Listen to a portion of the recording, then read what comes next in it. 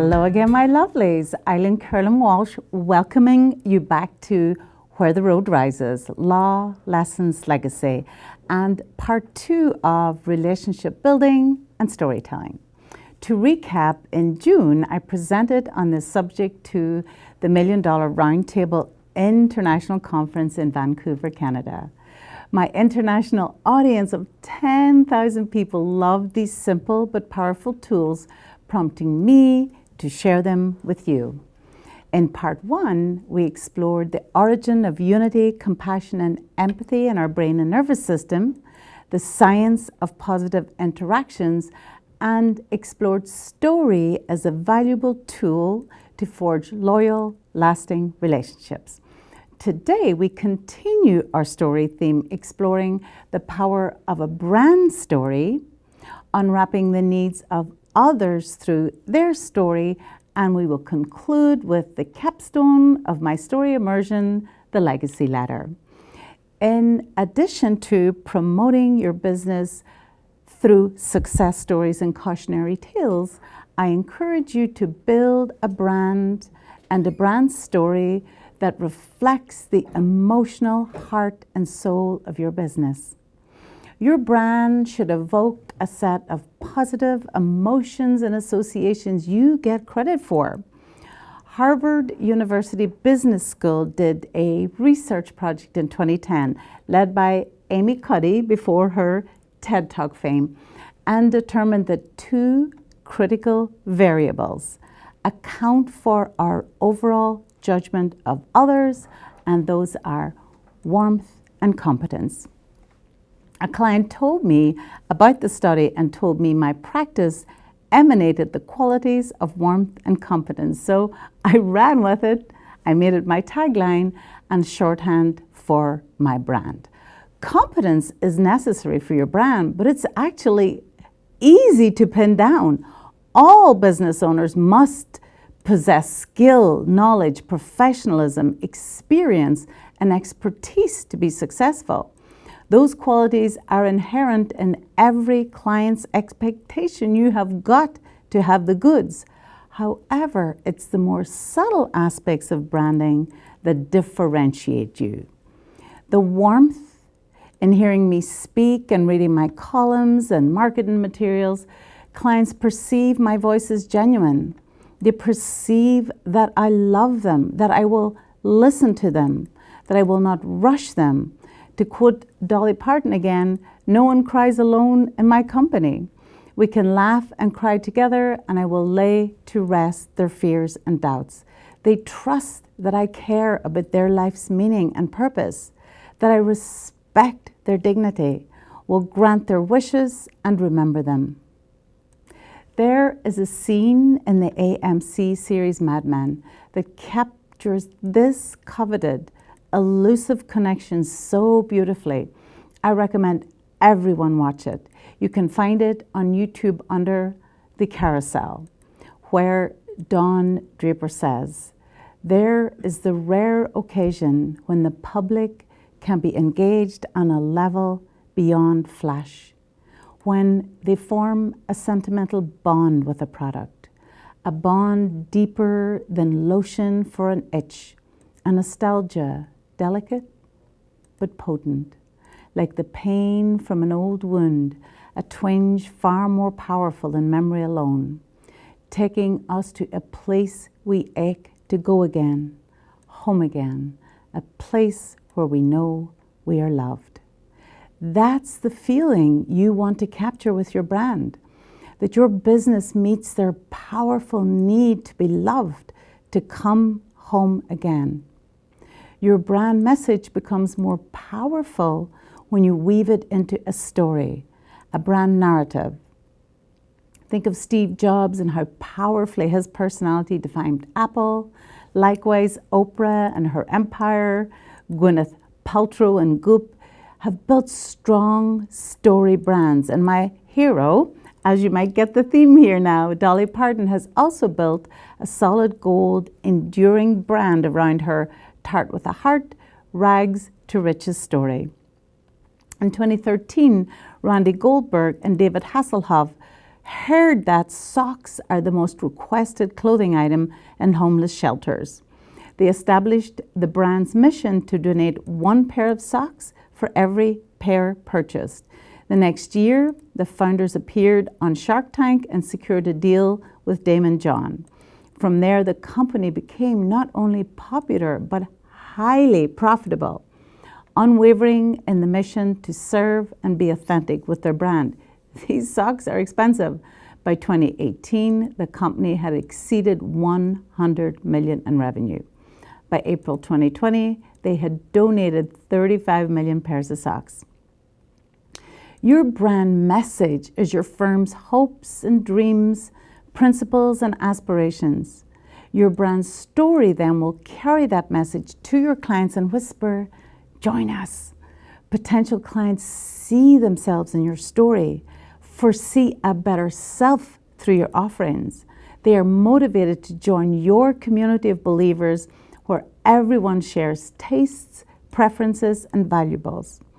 You, your team, your clients, your community, family, and pets are all stakeholders in the brand's success. Above all else, make sure your stories are tailored to your target audience. Your stories must evoke emotion. Make them nod their head, shed a tear, or smile. Your brand story will not sound like a marketing message, but it is. I liken this brand narrative to a ministry where you are the leader, burning with passion and purpose, creating the energy that compels others to follow. People want to matter. They want their lives to have meaning, to belong, to be part of something bigger than themselves, and to have their problems solved. When you deliver your story in this manner, they will remain loyal, give testimony, and advocate for you to their friends, families, and neighbors by encouraging everyone they care about to join your orbit. And there is no one story more valuable than another. A story is the great democratic equalizer. It's how you tell it and how you weave your message through it that is key. The story must always drive your brand message home. Tell relevant stories about your single life, your marriage, your children, your divorce, immigration, discrimination, faith, your glass ceiling story, your Me Too story, your illness, your survival story. I tell my warrior to healer story, my American dream story, my loving kindness story, my own love story. I share my company story. I brand with my every woman story, how to balance a happy marriage, successful practice, pro-social children, service to humanity, and still be home in time for tea. In the interest of time, I will not tell these stories here today, but they are all in my book, The Soul of Your Business, which is available in hard copy on Amazon.com. If you would like a free copy of my ebook, you're so welcome. Just contact me at the number below and I will send you the QR code. Your brand story is never fully told, of course. You must keep rewriting and evolving in business as in life. If you lost everything you had, if you were stripped of all your trimmings, you would still have your brand story. Guard it fiercely, brand everything you do with it. It is what makes you unique. As business owners, leaders, teachers, we often find it hard to let our guard down. To avoid appearing weak and vulnerable, we project an aura of detached professionalism rather than emotional connection. However, with the right balance, this emotional relationship is the most powerful method. I recently gained a mega church as a client that had thousands of lawyers in the congregation, but they chose my office because they liked my brand story. Our success in meeting client needs often requires discussion of intimate subjects, which calls for a tender, sensitive approach. In addition to promoting your services through story And telling your brand story, you can unwrap your clients' needs by listening to their stories. Clients can share complex emotions and experiences about their life, their families, their assets, and the behavior that connects them through story. They can reveal problems, secrets, and fears. We can learn more about a client from the way they tell their story than the story itself. They will have a more memorable, satisfying experience with you, with better outcomes for you both. After years of consultation, we become experts in the human condition, the basic personality types, reading between the lines, picking up what our clients are not saying, recognizing the social worldview their needs are filtered through, and we can respond directly to it. To have a business and serve the public is an honor and a privilege. We are in the confessional. We have this rare opportunity to listen, help, and heal. Never take it for granted. And if you're in danger of doing so, step out and rediscover it. I have attended many deathbeds. While it is always a somber experience, it is also a unique privilege to listen to stories, offer solace and peace, make someone feel special and heard in their final days. I created a will for a middle-aged man as his elderly mother wrapped his skeletal body in blankets like a child. Like all parents and children, this final chapter was not the order they thought their deaths would be in. I created virtual estate plans for stunned couples during the pandemic, losing each other days apart, alone, their grief-stricken children not allowed to visit either one of them. For a doctor who treated COVID patients day and night for 11 months in 2020, then quickly succumbed to the disease himself. I have created trusts for several young mothers with terminal cancer who would never see their children's graduations, weddings, or grandchildren.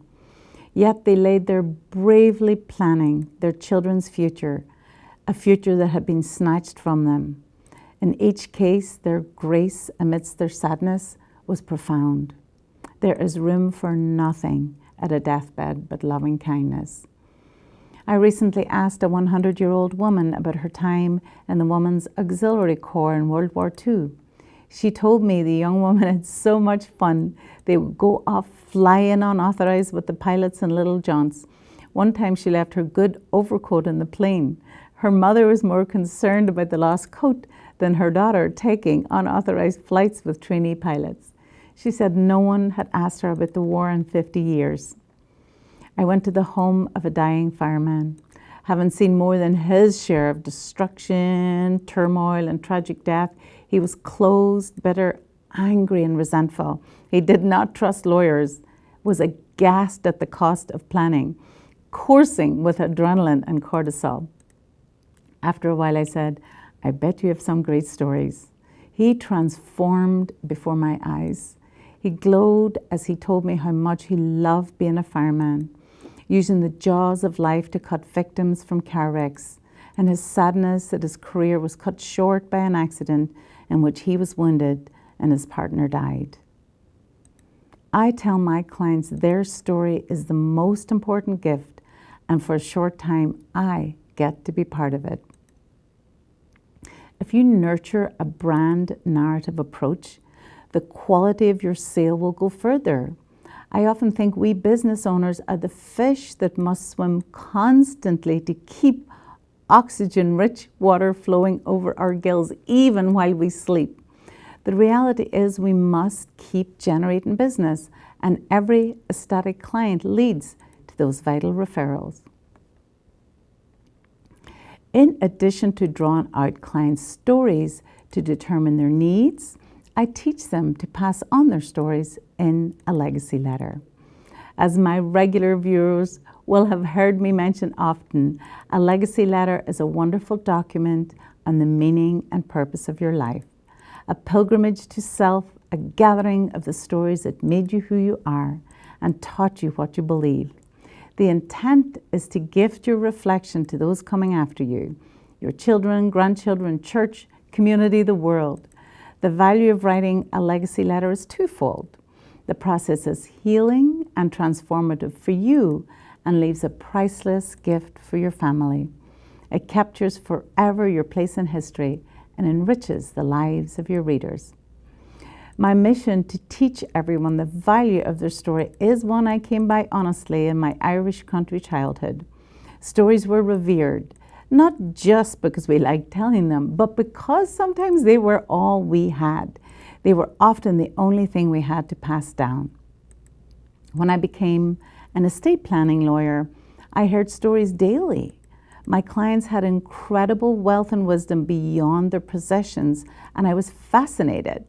I knew those stories were as integral to their legacy as their material wealth. So since 2006, I have been teaching my clients to write a legacy letter and leave it as a gift for those coming after them.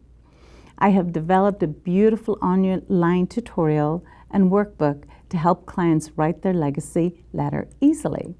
The program guides the writer step by step through memory, value, beliefs, gratitude, pearls of wisdom, hopes and blessings, and how they want to be remembered.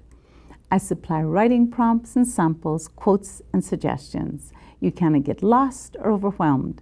I limit how much you write for each section, which can be frustrating when memories are flowing, but it is essential you keep moving through the process. When I present my client with their estate plan portfolio, along with their legal documents, I gift them my legacy letter program and tell them their wisdom is as important to leave as their wealth. Emphasizing the value of their story reinforces the brand message that I care about them over and above fees and services. That is the capstone of my story immersion. Everyone is moved, and I have the loyalty of my clients and everyone in their sphere of influence for life. It's important as you craft your stories that you trust your own experience.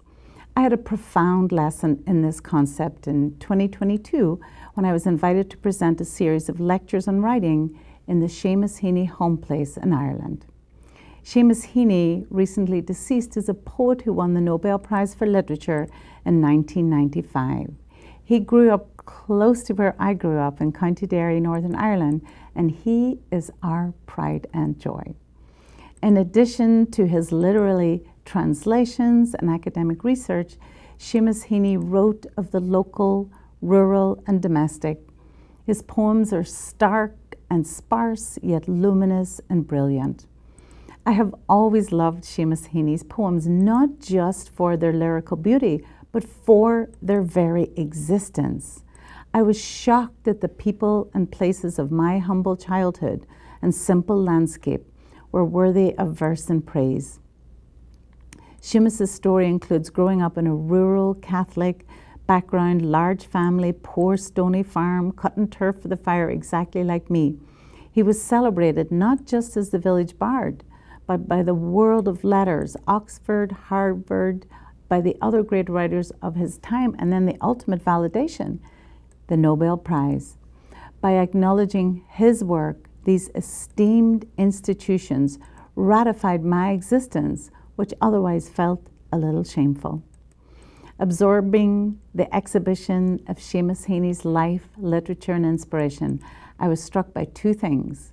Not just the cadence of his speech and the power of his work, but by what he had to teach us as writers, business owners, storytellers, speakers, and presenters. He showed us that our own experience is trustworthy. He urged us to share our personal memories, not just to preserve them, but to open them up, move them along, make them current. So I encourage all of us to trust our experience, let the stories of our childhood, teenage years, adulthood, college, business, our tragedies and our triumphs illuminate our presence and move us along to a glimpse of wholeness. These are not sophisticated strategies, but they have taken me worlds further than that young country girl could ever have believed possible. I can provide a wonderful lifestyle for my family, save for the future, build a home with space to raise my children in a safe, well-resourced community, have a lake home for endless summer memories, and now my full circle moment. Build a farmhouse where I grew up, looking out over the fields where a little piece of my soul lives all year round. These simple tools I offer you earned all of this for me. In our fractured world, we remain hungry for stories and connection. If you grow your customer base around storytelling, learn to release the hormones that foster love and compassion, you will tap into your customers' longing to connect. By validating your clients, they will validate you. By hearing your clients, they will hear you, and by remembering them, they will remember you, and the opportunities for your business become limitless. In my marketing bio, I tell my clients, estate planning is about protecting your assets, your loved ones, and planning for the future, yes, but it is so much more. It is about you, your unique story, your life savings, your values and beliefs, and your hopes for the future. That is what I weave into your estate plan. If everything about you and your business is honest and authentic, if you hold a promise of respite, solutions, success, peace, and happiness, your ideal customers will want to become a part of that. I will leave you now with the words of Madeleine L'Engle. Why does anyone tell a story? It does indeed have something to do with faith. Faith that the universe has meaning, that our little human lives are not irrelevant, that what we choose, what we do, and what we say matters cosmically. Thank you, dear viewers, for watching. Until next time on Where the Road Rises, goodbye.